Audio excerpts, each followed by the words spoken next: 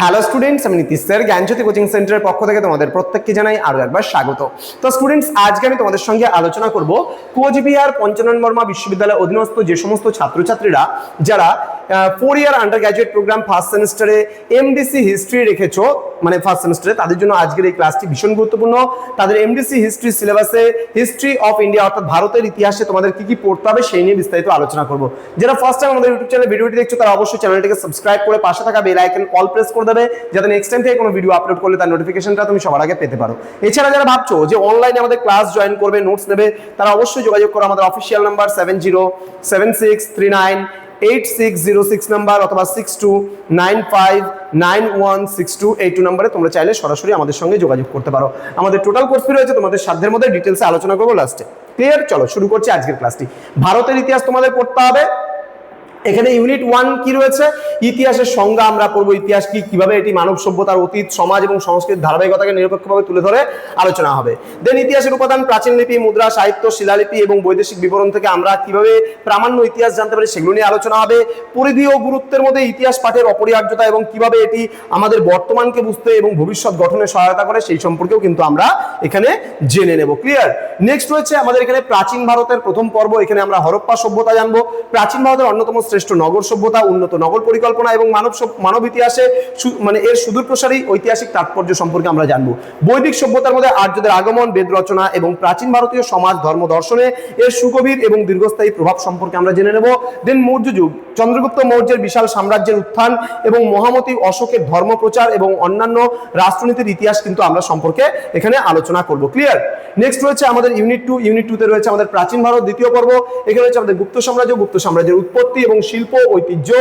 এখানে শিল্প সাহিত্য ও বিজ্ঞানে অবদানের জন্য প্রাচীন ভারতের স্বর্ণযুগের কথা আমরা জানবো। এখানে শ্রেষ্ঠ রাজন্যবর্গদের কথা জানবো, সমুদ্রগুপ্তের রাজ্য জয়, দ্বিতীয় চন্দ্রগুপ্তের সুশাসন এবং হুন আক্রমণ প্রতিহতকারী।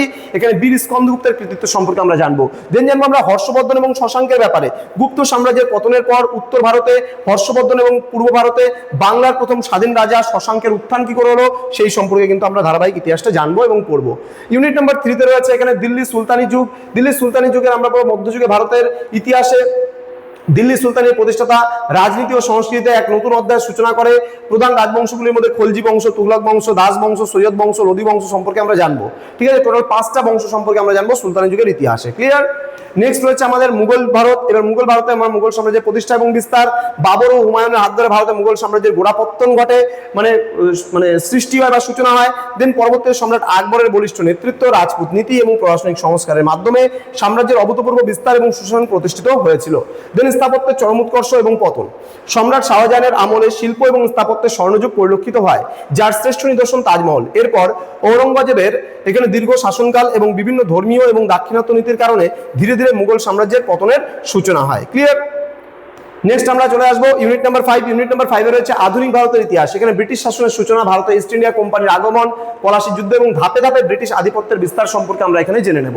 1857 সালের মহাবিদ্রোহ আমরা জানবো। ব্রিটিশদের শোষণ এবং বঞ্চনার বিরুদ্ধে ভারতীয় সিপাহী এবং সাধারণ মানুষদের প্রথম সংঘবদ্ধ সশস্ত্র একটা সংগ্রামের বিবরণ আমরা এখানে পাই। দেন জাতীয় কংগ্রেস। এখানে জাতীয় কংগ্রেসে 1885 সালে ভারতীয় জাতীয় কংগ্রেসের প্রতিষ্ঠা এবং নিয়মতান্ত্রিক রাজনৈতিক আন্দোলনের শুভ সূচনাও কিন্তু এর মাধ্যমে হয়েছিল, সেটার সম্পর্কেও কিন্তু আমরা এখানে জানতে পারি। নেক্সট রয়েছে ভারতের স্বাধীনতা সংগ্রাম। এখানে রয়েছে আমাদের মহাত্মা গান্ধী, সুভাষচন্দ্র বসুর অবিস্মরণীয় অবদান এবং আদর্শ আন্দোলন জানবো। অহিংস অসহযোগ থেকে শুরু করে আজাদ হিন্দ ফৌজের সশস্ত্র সংগ্রাম জানবো। পরিণতি জানবো দেশভাগ এবং 1947 সালে বহু কাঙ্ক্ষিত ভারতের স্বাধীনতা অর্জন সম্পর্কে কিন্তু আমরা এখানে জানবো এবং ধারাবাহিকভাবে বিষয়গুলো পড়বো। ঠিক আছে?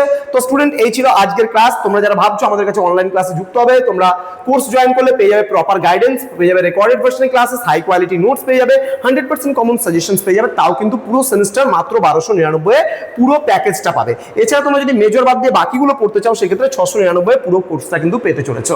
তো আমাদের অফিসিয়াল নাম্বারে যোগাযোগ করো 6295916282 এবং 7076398606 নম্বরে। তোমরা যে কোনো সাবজেক্টের বইও কিন্তু আমাদের কাছ থেকে পেতে পারো। তো স্টুডেন্ট, আমাদের যে অ্যাপ রয়েছে ফিস্টিকল এডুকেশন, সেই অ্যাপের থেকেও কিন্তু কোর্সগুলোকে পারচেজ করতে পারো। দেখা হচ্ছে খুব তাড়াতাড়ি আরো একটা নতুন ক্লাস নিয়ে তোমাদের সঙ্গে। তোমরা প্রত্যেকেই ভালো থেকো, সুস্থ থেকো। Thank you so much. Thanks for watching after all. Thank you.